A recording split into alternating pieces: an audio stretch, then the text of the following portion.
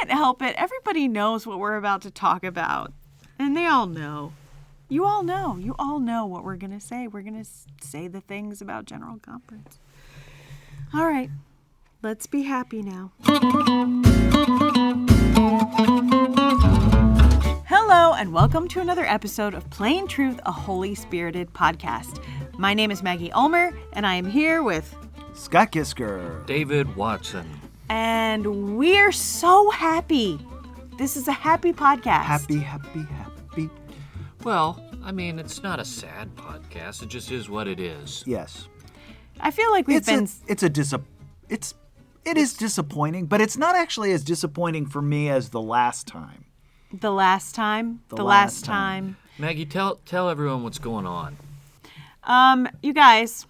Yes. In case you didn't know. Oh, we're not the guys you're speaking to. No. In case you didn't know, or in case you've been preoccupied with much more important things happening in the world, which would make sense. The 2020 General Conference has been postponed. I mean, I feel a little whatever that means. Silly using that word, I have to say. It kind of feels like it was canceled. Because it was. Unless we're planning to have the 2024 General Conference in 2025, then, I mean, which I assume we're not. So you've got to cancel one or the other. Well, but yes. But can't. This has not been canceled. It is postponed. We are having the 2020 General Conference in 24. That's right. And when are we having the 2024 conference? Well, 2028? I don't know. And then the 2020. This is, for future historians, this is going to be really, really confusing. Future historians are definitely going to get this wrong. You should write them and tell them how to correct it. Dear future historians.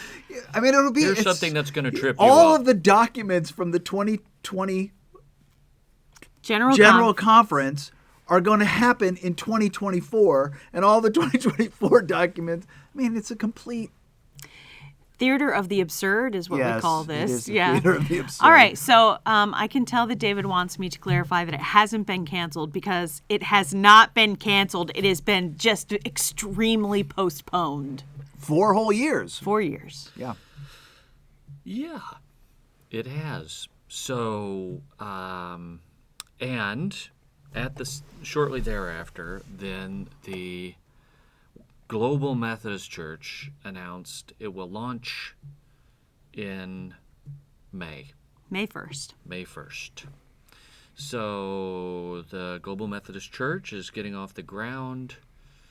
The General Conference is postponed. So lots of stuff going on right now. Yep. Just lots and lots of stuff.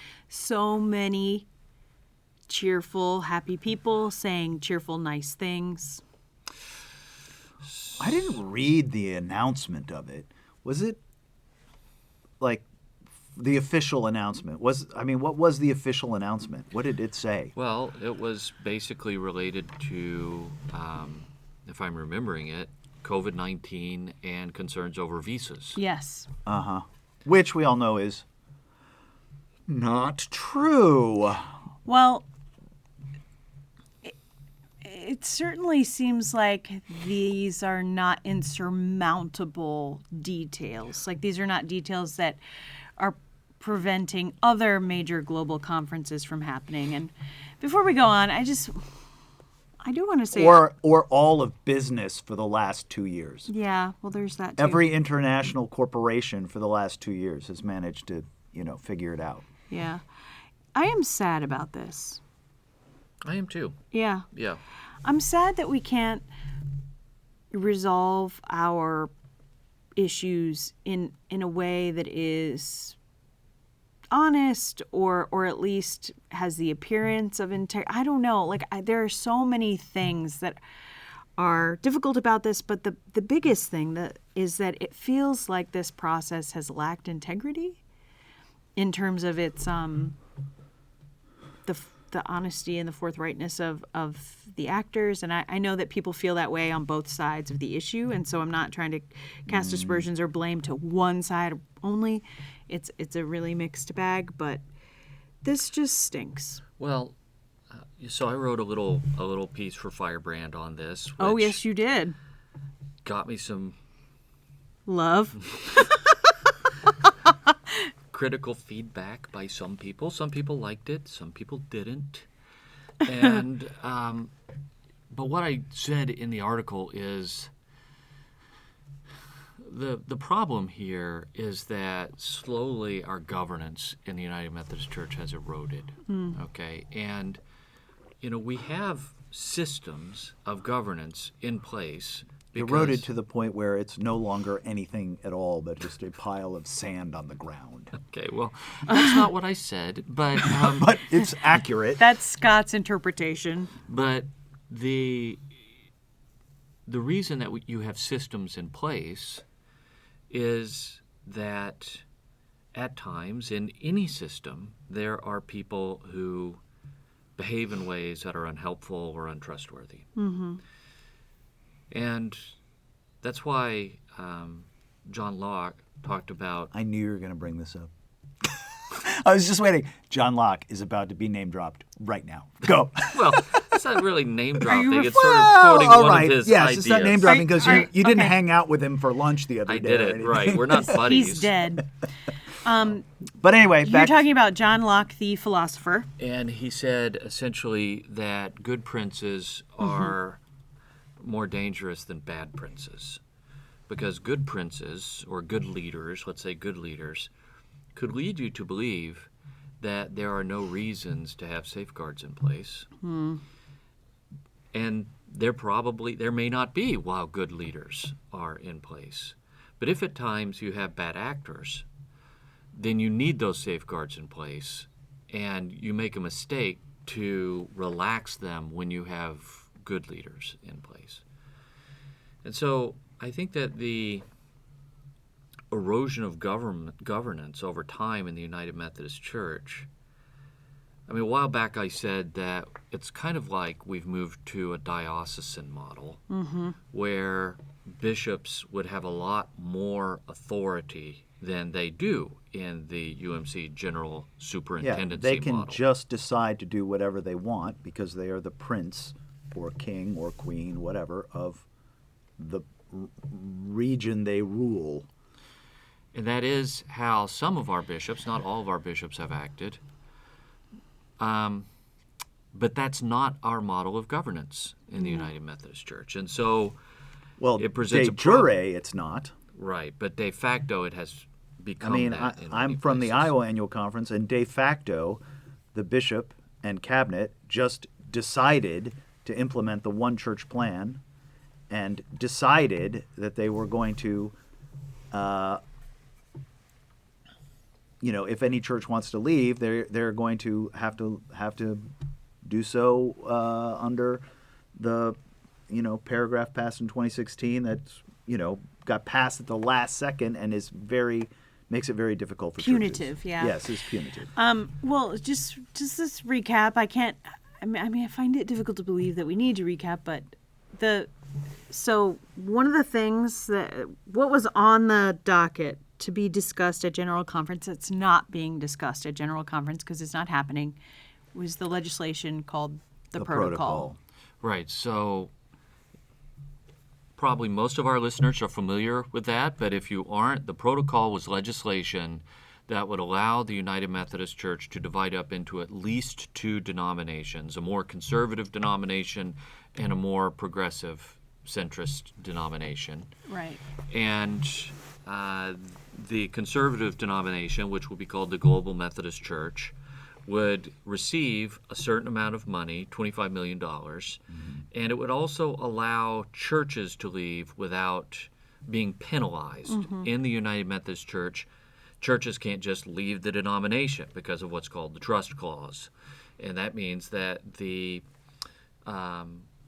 property of the church is held in trust for the annual conference. So individual churches don't own their property. The annual conference does. Right. Yeah. which was originally intended to ensure that all property of Methodists would be used for legitimate Orthodox Methodism. Right, and so it's become something different than that. But regardless, now we're not going to be able to act upon the protocol. We're not going to be able to divide amicably. I mean, the division is going to happen, and everyone knows it. Yeah.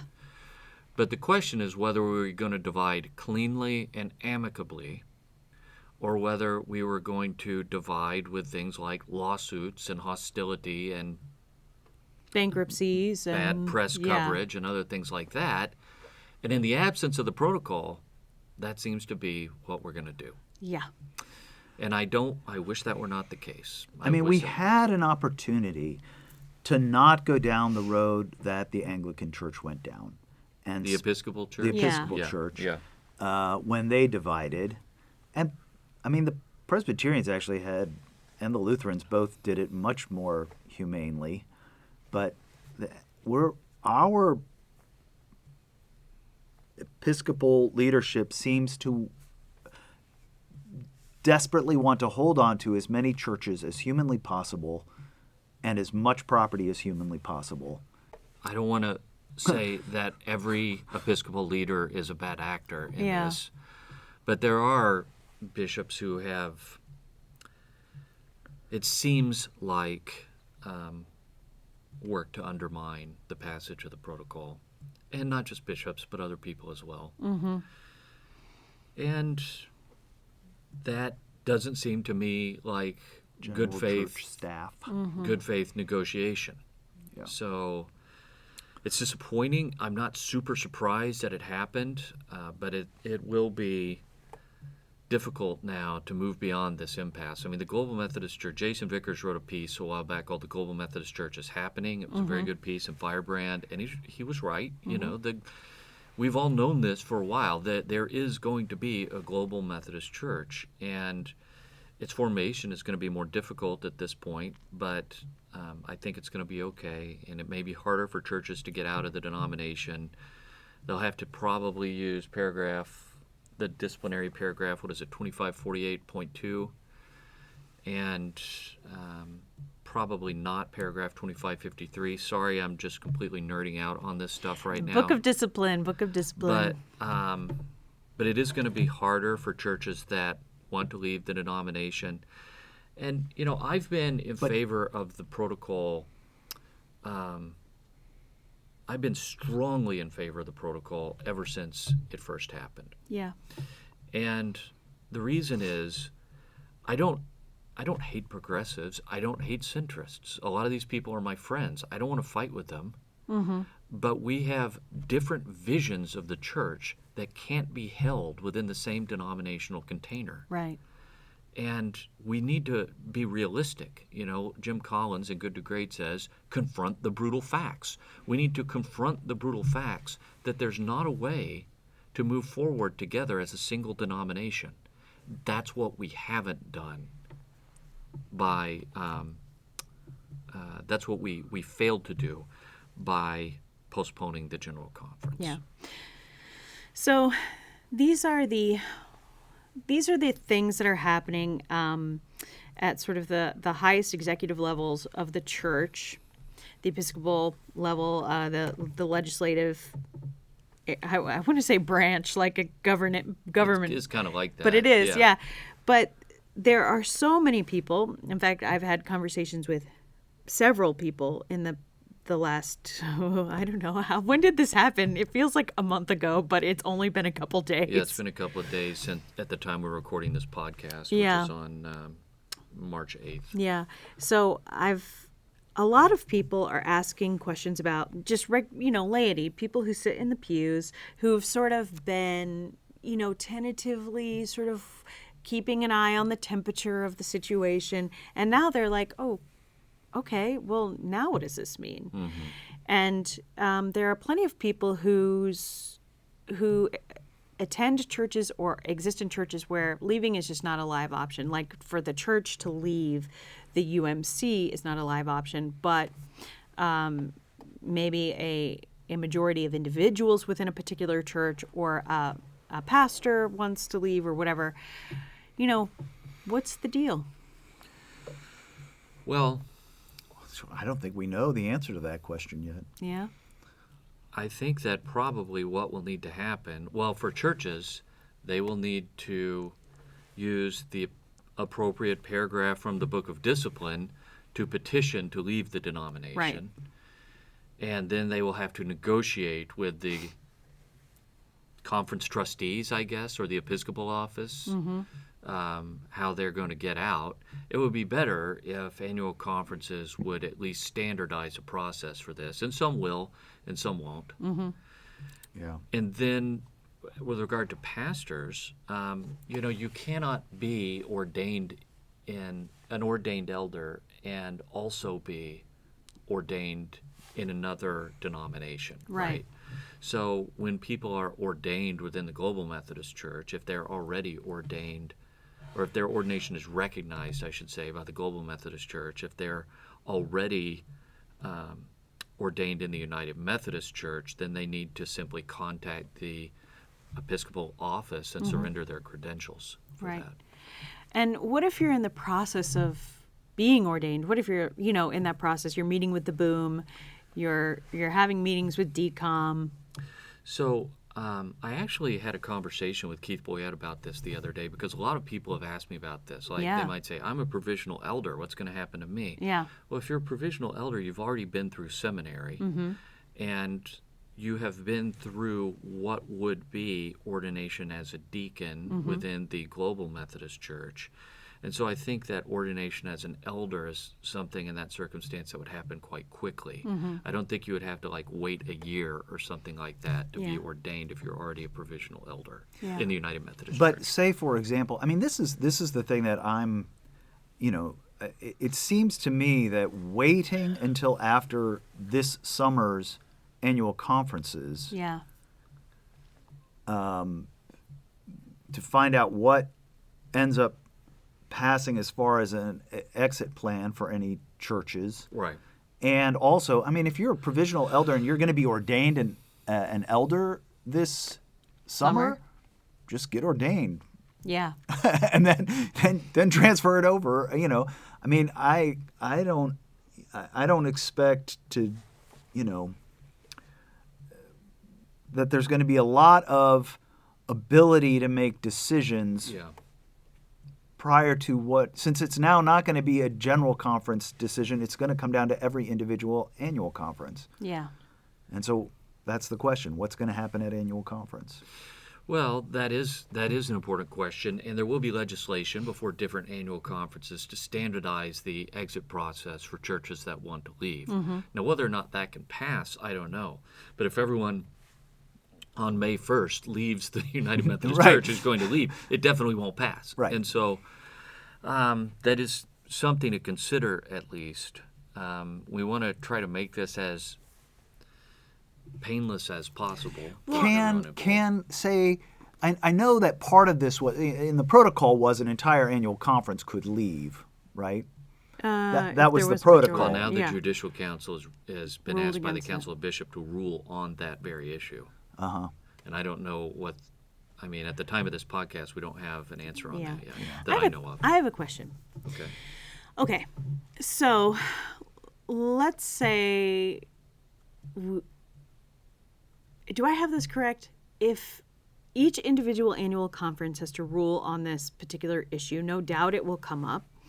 On which issue? On the issue of whether or not churches can disaffiliate, if there's how the disaffiliation how the disaffiliation happens and the process by which that happens. Okay, so then doesn't that just extend the period of time from when a church can actually disaffiliate an additional year? Like if the legislation passes, or can they just say, all right, we've passed the legislation, it's effective immediately? Well, I mean, here's the issue, because one issue. So the bishop, the Iowa bishop and cabinet, I remember that conference, came up with their vision, leading now and into the future, and they stated in that that the disaffiliation plan would be an update of paragraph 2553. And in 2553, it says any church wanting to disaffiliate must give the annual conference enough time to go through whatever processes it needs to go to, and it expires in 2023. What the heck? That is in 2553 paragraph that it expires. And so it seems to me all the annual conference needs to do is just run out the clock and say, oh, we needed, it's 2022 and we needed 2 years to get through your disaffiliation. Well, I mean, to Maggie's point, there could be legislation, I think, that would be effective immediately. Right. And some bishops are going to be good faith partners in this, and some are not. And those that aren't can certainly create obstructions to leaving the denomination for churches that want to do so. I wish, for all of the Episcopal leaders that listen to this podcast. Both. That's probably not far off. I know. That's why I said it. I don't know. I often wonder how good of a pulse our Episcopal leaders have on sort of the on the ground sort of church life existence. And I think, and I don't mean this in any kind of disrespectful way or anything that is, sarcastic. I mean, I know I can certainly be glib sometimes, but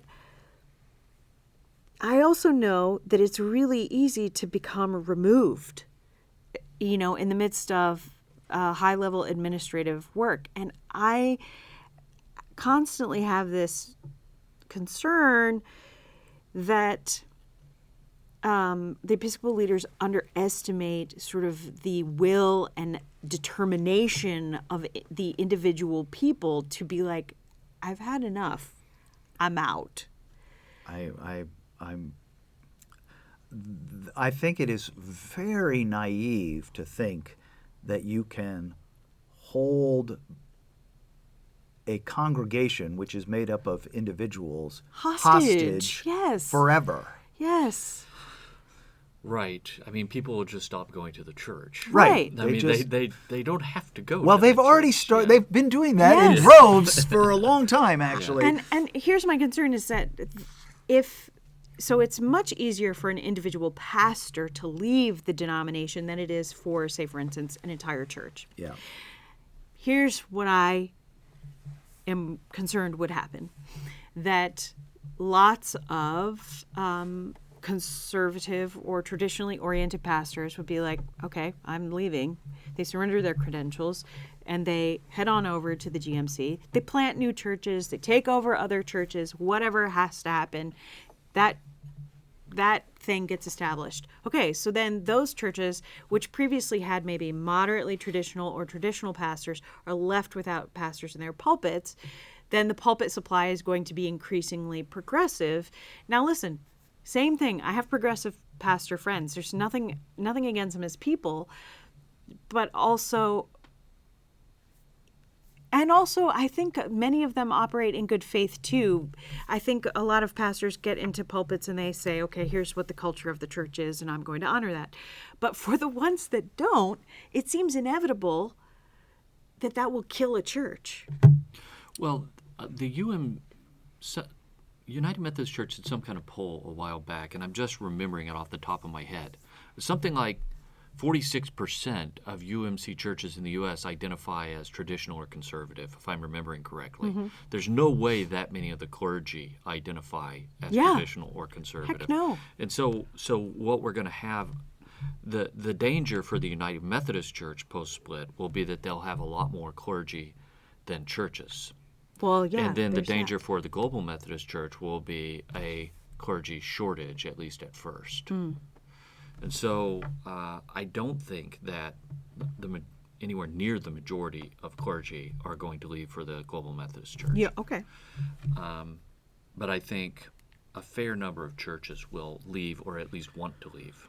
Yeah. Or at least they will just find themselves hollowed out by parishioners who say, we'll just go. on our own. We'll drive down to the mega church on the interstate Yeah. where we don't have to deal with church politics. Can I ask a question? I think so. Well, You have before. You just did, actually. thank you. Oh, gosh. It's always so good to come talk to you guys. It's always just, I leave just so edified, and it's excellent. You're welcome. Thank you. Anyway, why is the institution of the church so obsessed with holding on to buildings? Is it just assets? Is it just money? That's the only thing I can think of. I mean, certainly for the Episcopal Church, I mean, many of their churches they retained, they had to sell. So is it just that they're hoping to sell the buildings and then pay off debts or become just more financially agile? I mean, I know that we don't have answers to these questions, but it is something that does not make sense to me at all because church buildings are like universally ridiculously hard to sell and use. Right. You can't. It's not like there's a giant market out there For a church building, especially not like 19th century Gothic.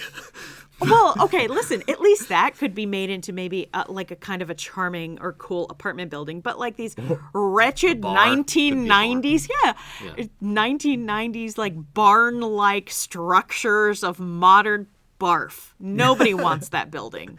Or sort of 1950s. Oh, mid-century, flat, Mid-century? gross. Yeah. Just nothing charming there. No. I don't know the reasons. I think part of it, I think they're probably, different, it's probably complex. Different people probably have different motivations, but Sure. it may simply be that there are bishops who just don't want churches to leave. They want to keep the churches in. Yeah.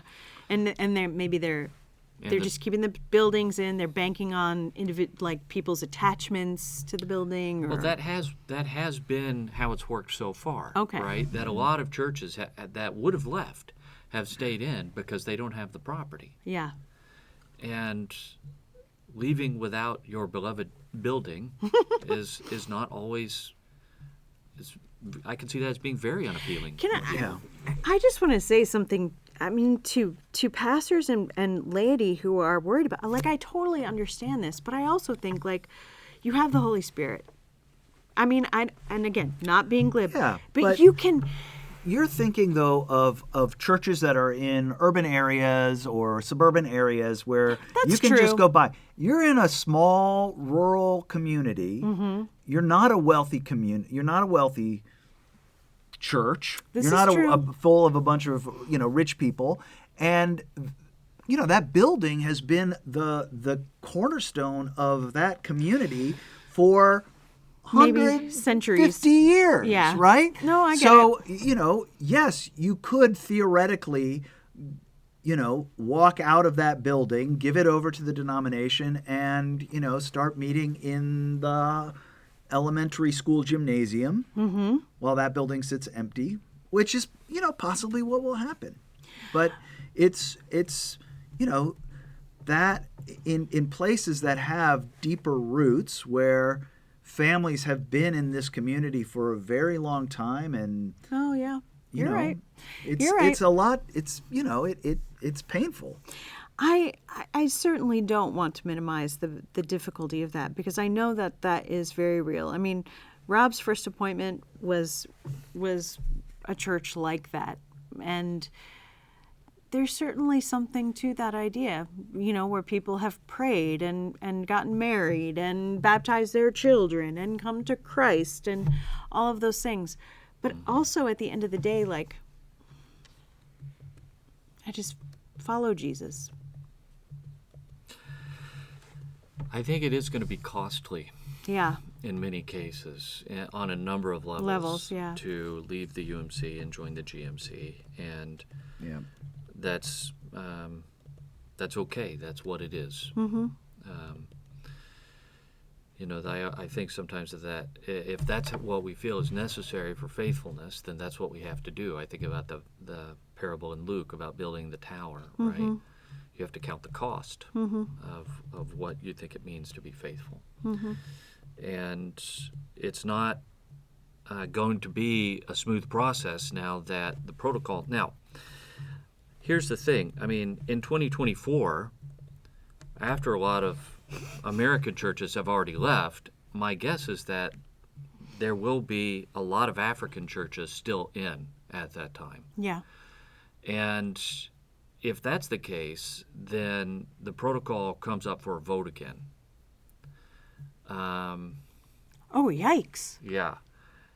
Now, and what that would do is it would allow, I would suspect, I don't know for certain, but I would suspect that there are a lot of African churches that will want to be out of the denomination at that point and join the Global Methodist Church. And the protocol would allow that to happen, I think. Now, But the whole point of postponing 2020 is to make sure that the African churches, after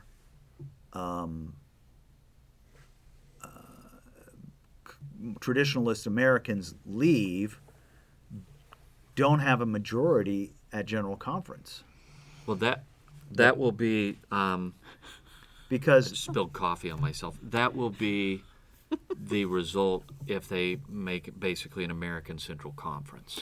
Yeah. Right? I mean, that's the Christmas covenant, the regionalization idea. Right. no, but what I mean is, so if say U.S. churches wait this summer to see what their annual conferences are going to do, and a number of traditionalist churches after that, if it's a decent deal, decide to take it, then any traditionalist delegates from any of those churches would have to be replaced, because we're not electing new delegates, but they'll be replaced with progressives. And so, and that's the laity, which means that the African Western traditionalist alliance is no longer feasible, and the Africans are basically on their own. But by the next, like, let's say that 2020 was canceled, okay? And then we'd have to elect all new delegates, and then which would have by given the that Africans more numbers. possibly a majority. Yeah, even. right.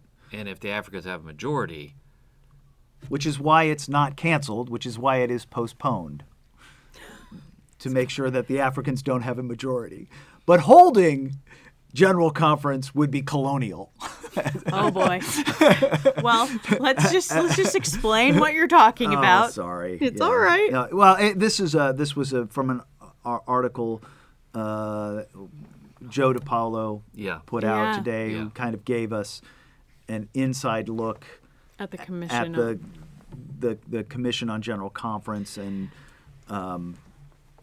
just It's easily how the accessible. sausage got made, Yeah. and let's start. so Joe cares about institutions. yes, Joe has given himself to denominational institutions, served on them, including, General Conference on Archives and History, including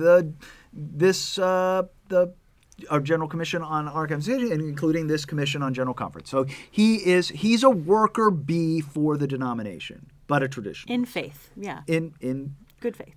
good faith, and anyway, all that to say is he wrote an article because he was so disillusioned by what he saw in the way in which the pretense of caring about what traditionalists think and about having a process that was fair and transparent was clearly not there. So he resigned. I read that piece, and Yeah, me too. I felt, well, there were a couple things I could identify with. Not with being on the commission, because I'm as far away from those political things as I could possibly be. Yes, that would. But I do feel like there are lots of people who have operated in good faith and who have sort of like defended the process, who have been like, hey, let's just work the process. Let's have faith in the process. Nobody wants this to be bad.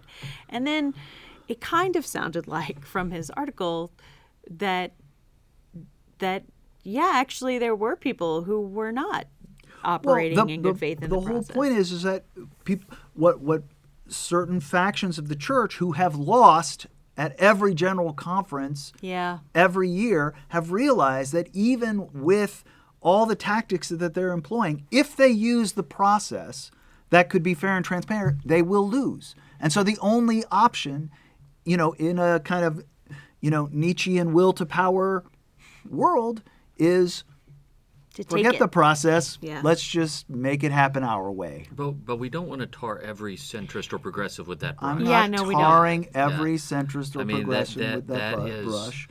That is, for example, there are plenty of centrists and progressives who are, excuse my French, pissed that it went like this. Yes. I mean, the issue is not as much theology on this matter as it is process orientation. And so I've been on the UMC University Senate for 10 years. That's a long time. I was really hoping we could have a general conference so they could elect someone else, because you really are supposed to 8 years is the limit. Is supposed to be the limit, and I did volunteer to keep serving. Most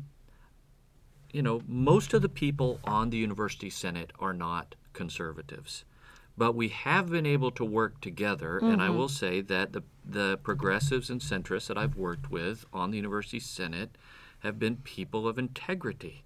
We've been able to work together because there's a process. Yeah. And we follow the process. We follow the rules that were put in place that were there specifically because humans are sinful. No, because there would be disagreement, right? And you have to resolve the disagreement. Right. There has to be an objective sort of system of guidelines to say, hey.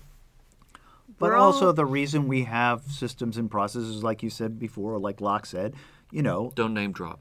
I did have lunch with him the other day. So. Oh, gosh. Sometimes you get a good prince. Yeah. But, given that whole Adam and Eve apple thing, not most of the time you don't. So you need limits and processes and transparency and yeah. So what we're working really hard to do in this conversation is to say it's a really mixed bag, and that there are people on both sides who are just sort of utterly disappointed and sad that this is how it's going. That there is not going to be sort of a gracious and sort of easy way of resolving these things, and that clearly there have been people all along who were determined to make it go a particular way. Is it legal to postpone a 2020 General Conference to 2024? I'm sure people will that have to be ruled on by the Judicial Council? I'm sure the Judicial Council will have to rule on this. I mean, it's this whole thing where people, folks with positions of authority are making decisions by fiat, and right, and that's why you have systems in place precisely to avoid that. Yeah, but I mean, we don't need to say this again because we've said it ad nauseum, but governance is our problem. Yeah, it is. I mean, that's not the only problem in the UMC, but the failure of governance has made the division inevitable. Well, and the Iowa, I keep harping on this, but the cabinet and the bishop there decided to have a way forward where, and they state this outright, relationships are more important than theological convictions. Well, what if I don't agree with that? Well, I think Jesus didn't agree with that. And more important for what? Exactly. To what end? But this is the point. There's something that is irreconcilable. Mm-hmm.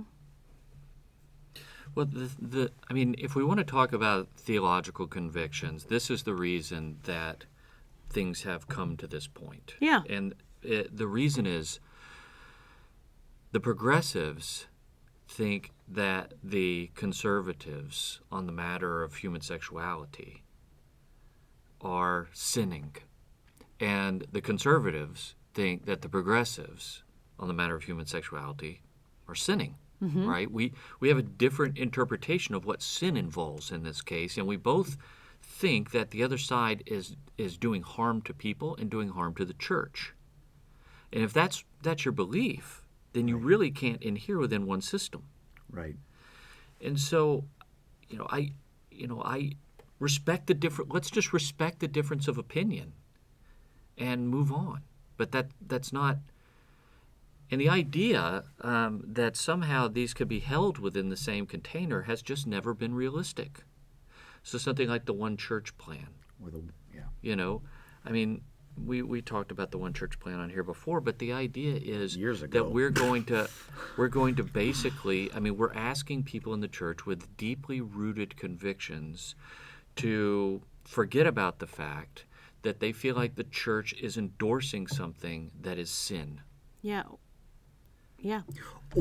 Or to tolerate part of your church behaving sinfully while you and your little area can have your own individualized morality. Yeah, that's really bizarre.